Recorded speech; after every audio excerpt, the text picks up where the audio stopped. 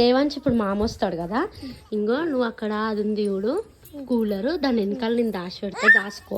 నువ్వు మామ ఎక్కడున్నాడు అని అడిగితే మామ నేను ఇక్కడ ఉన్నా అని చెప్పొద్దు సరేనా, సైలెంట్గా కూర్చోవాలి, అక్కడనే సైలెంట్గా నిలబడాలి. మళ్ళీ సడన్గా వచ్చి పికప్ చెప్పు మామకి, ఓకేనా? మళ్ళీ నువ్వేం చెప్పొద్దు మామ నేను ఇక్కడ ఉన్నా అని. నేను చెప్తాను నువ్వు ఇంటికి వెళ్ళిపోయినా, ఒక్కడే దేవాంశ్ ఇంటికి వెళ్ళిపోయినా అని చెప్తా, సరేనా? ఓకే,